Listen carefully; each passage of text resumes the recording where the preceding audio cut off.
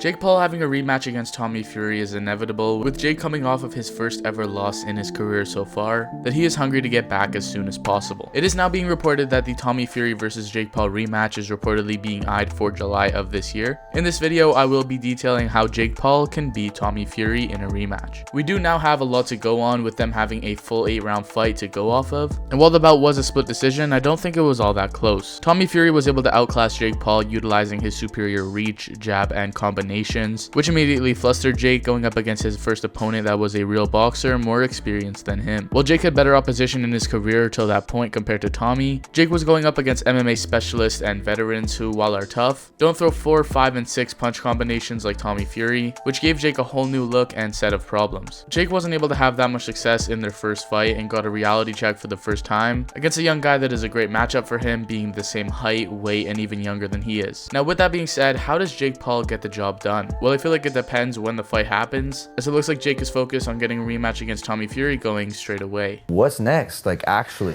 is it Tommy? Well, I is mean, it JJ?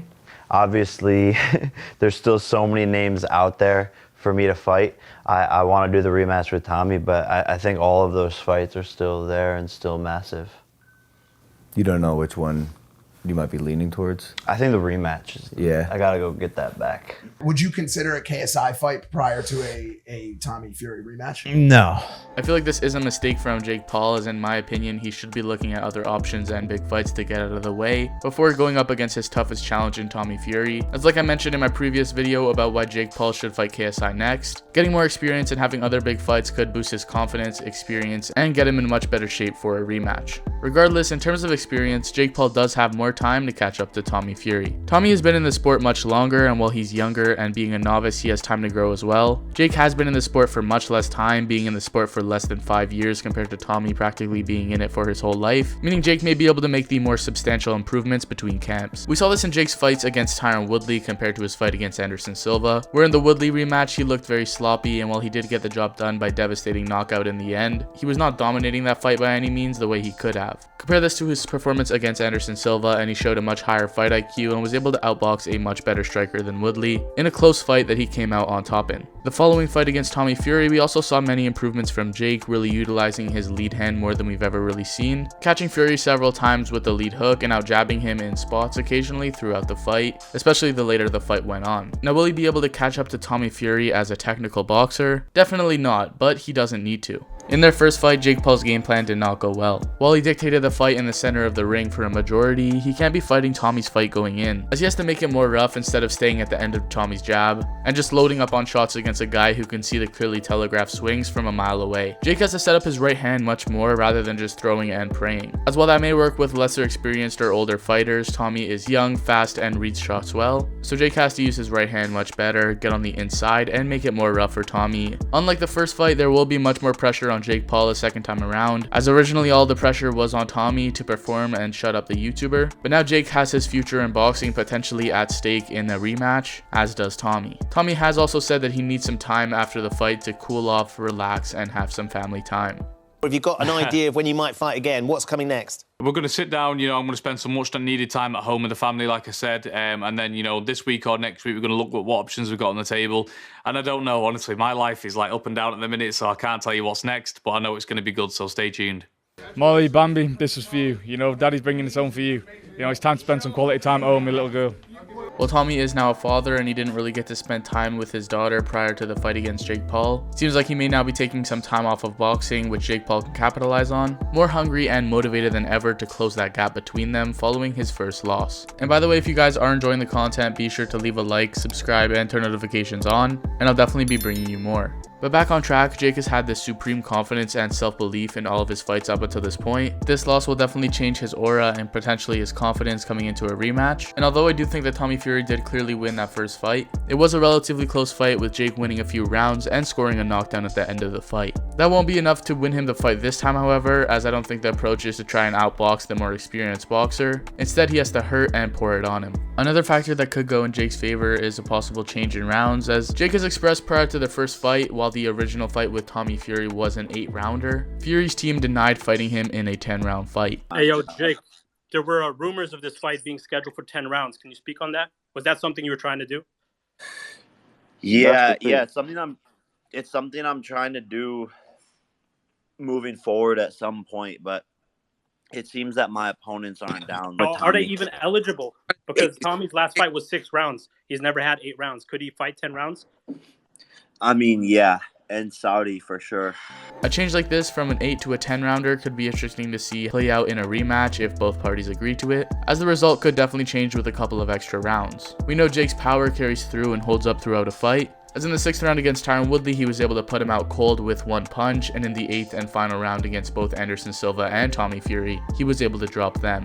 With a longer fight, this could give Jake a higher chance of dropping or possibly finishing his opponent. However, with Tommy, it's going to be much tougher than any of Jake's previous opponents. In their last fight, Jake was really forcing the shot and going for the knockout, without just letting it come naturally and doing what he needed to do to win. Tommy isn't just going to go into any punches like previous opponents like Anisong Gibb or Nate Robinson, and he probably won't make the mistake of dropping his left hand to parry like we saw Tyron Woodley make either. With that being said, however, Tommy is still a novice and definitely has defensive gaps of his own that if Jake is able to find his openings and take it to him, could hurt Tommy. In Tommy's case though, he seemed to have even gotten better as the rounds went on, as he just grew in confidence and rhythm and seemed to have good cardio. Meanwhile, Jake was never really able to get started or really even get Tommy's respect all that much in that fight, and seemed to have been getting discouraged and outboxed for a majority of the rounds, including up until the final bell after he dropped Fury with a jab that caught him off balance in the 8th round. Getting Tommy's respect is something Jake needs to do early, as if Tommy gets started again and finds his rhythm with no real threat being posed on Jake's side, Jake will start to fall behind and the same result will probably happen again. Another thing to note is the sheer inactivity of Jake Paul in their first fight. This was the least active we have seen Jake up until this point out of all of his fights. Jake threw just over 200 punches in his first 8-rounder against Tyron Woodley, and improved to the point where he threw 336 punches in his second 8-rounder against Anderson Silva, landing about 25% of shots and being the most active we've ever seen him. This is in sharp contrast to his fight against Tommy Fury, where he threw a lackluster 157 punches throughout the entirety of that fight.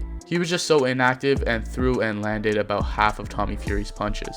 Jake's really going to have to change that output and activity in a rematch if he wants to redeem himself in another fight. And while Tommy is a better boxer than him, Jake can definitely exploit holes in Tommy's game, such as his low guard and repetitive movements. Tommy utilizes a low lead hand where he uses his jab to circle to his left and is very active with his lead, which with his long reach and effective jab gave Jake many problems. Tommy is hittable though, and Jake proved that by being able to hit Fury as much as he did, and if he can land flush, anything can happen. In the next one, Tommy may come out more aggressive, assuming he can get the YouTuber out of there much easier and try to put a statement on this rivalry, which while it could benefit him and may also be a detriment, as the more aggressive Tommy comes out, the more prone he is to Jake's counter shots or walking into big blows, which you can't be taking the risk of getting hit with. Jake Paul did make a couple of excuses after his fight with Tommy, such as getting sick a couple of times during camp, having an arm injury, and it not being his best night. But I need to know right now what went wrong, bro. Everything. Tommy didn't win the fight. I lost it. I was not good. I was not on my A game. I didn't implement the game plan. My legs were weak going into the fight. I think I cut the weight improperly in such like a 7-week camp. Normally we do like 12-week camps because I'm behind the 8 ball. I got to catch up to these guys.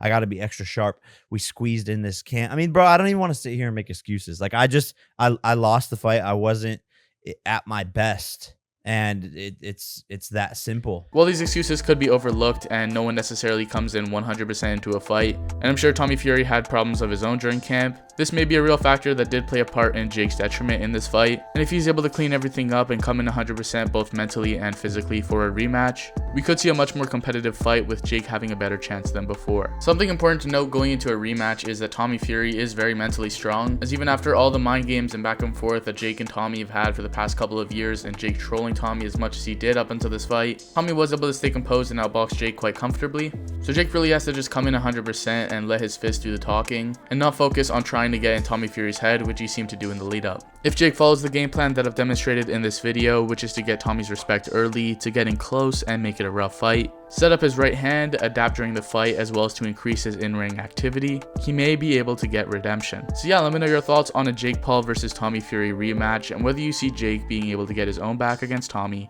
Thank you guys so much for watching, and if you enjoyed this video and you enjoy my content, be sure to leave a like and subscribe for more videos.